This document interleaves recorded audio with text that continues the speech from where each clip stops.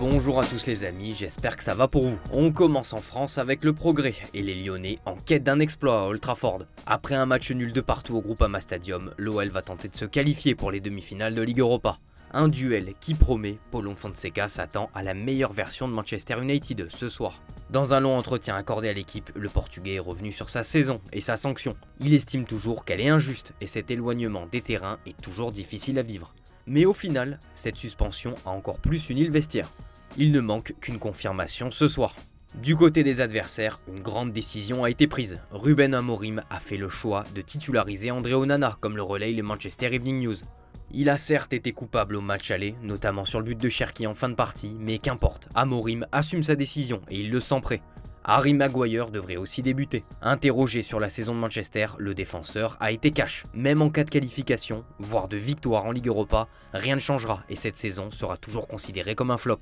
Lui et ses coéquipiers doivent prendre leurs responsabilités et gagner en consistance, même s'il entrevoit des progrès depuis quelques semaines.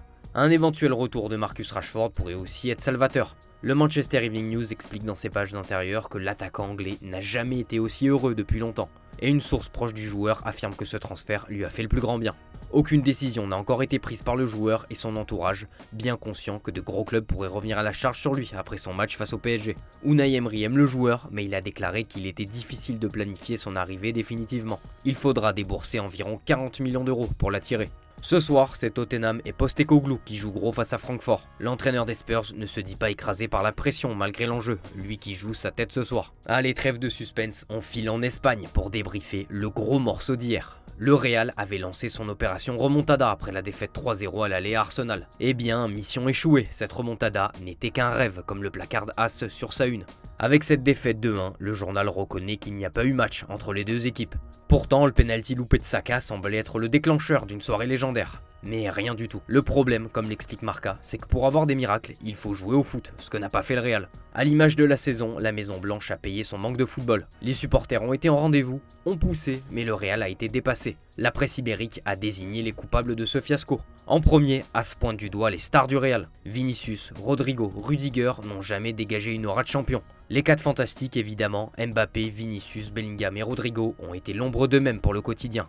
Les 4 cumulent seulement 5 tirs en l'espace de 180 minutes. Thibaut Courtois n'a pas fait dans la dentelle et a chargé ses coéquipiers, les 4 stars de devant, en leur reprochant de jouer de manière trop individualiste. J'ai l'impression que nous formons une équipe, mais des fois on doit plus jouer collectif que de façon individuelle. Évidemment, la tête de proue de ce projet, Mbappé, est au cœur des critiques. 0 but entre les huitièmes de finale et les quarts de finale pour lui. C'est révélateur. Ce n'est pas qu'il ne tente pas, mais il ne fait pas de différence. On le sent anxieux. Les gens ont voulu voir en Mbappé un nouveau Cristiano Ronaldo, mais il en est à des années-lumière. Il ne s'approche même pas de l'ombre de Cristiano Ronaldo, a déclaré un journaliste de la Cadena Ser. Il ne sera jamais Cristiano, il n'aura jamais son leadership ni son caractère. Le pire, c'est que le Français est sorti sur blessure à la 75e, après un contact à la cheville avec Declan Rice. Il s'agit apparemment d'une petite entorse de la cheville et il passera des examens complémentaires aujourd'hui.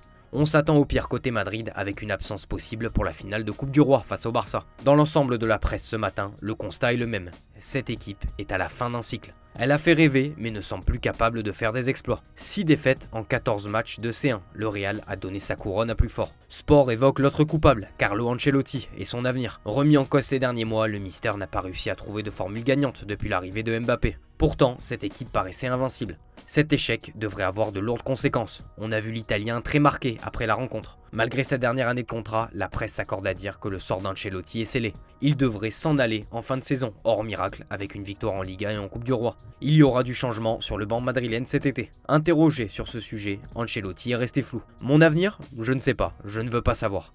C'est possible que le club décide de changer. On file en Angleterre où au contraire, l'ambiance est à la fête. Avec un petit jeu de mots, le Daily Star demande aux lecteurs de croire aux capacités des Gunners. Le Daily Mail, le Daily Express, l'ensemble de la presse félicite Arteta et ses hommes. C'est la première demi-finale d'Arsenal en 16 ans. Le club a connu l'une de ses plus grandes soirées européennes. Les hommes de Mikel Arteta étaient courageux, forts et provocants.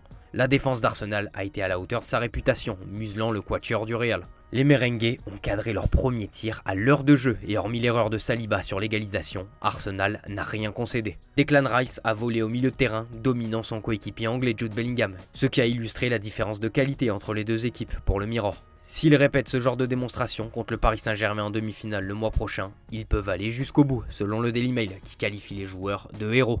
Une victoire époustouflante À l'image de Saka, cette équipe a fait preuve d'une grande maturité. Elle a loupé son penalty mais n'a pas perdu son sérieux et sa concentration, au point d'ouvrir le score. Même si Saka s'est fait agresser par Carvajal qui, malgré sa blessure, a tenu à mettre la pression à sa manière. Arsenal retrouvera le PSG en demi-finale. On termine notre tour ce matin avec la performance XXL de l'Inter Milan. Le club lombard dit bye bye au Bayern comme le placarde le Corriere dello Sport. Victorieux 2-1 en Allemagne, les Interistes ont su faire le dos rond pour résister aux assauts et tenir un match nul de partout. La Gazzetta est en extase de cette performance. Le journal parle d'un match qui restera dans les mémoires et cet Inter est un condensé de l'histoire du club. Il y a eu des traces du grand Inter d'Elenio Herrera en mode catenaccio et aussi du triplé de Mourinho. L'Inter a beaucoup subi, surtout en première période et en fin de match, mais comme son gardien Sommer, ils ont été héroïques. Lautaro Martinez a soulagé les siens et écrit un peu plus sa légende au club. Coup de chapeau à Inzaghi qui a maîtrisé à la perfection cette double confrontation et qui signe une deuxième demi-finale de LDC en 3 saisons.